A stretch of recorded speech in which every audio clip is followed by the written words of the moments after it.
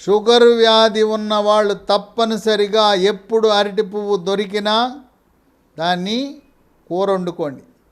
లేదు రైతు బజార్లోకి వెళ్ళారు, మీకు అరటి పువ్వు కనపడింది, వెంటనే కొనండి. డయాబెటీస్, టైప్ 2 డయాబెటీస్ ఉన్నవాళ్ళు తప్పనిసరిగా ఎన్ని ఎక్కువసార్లు అరటి పువ్వుని కూర తింటే అంత మంచిది. 2, చర్మ సౌందర్యాన్ని కాపాడుతుంది.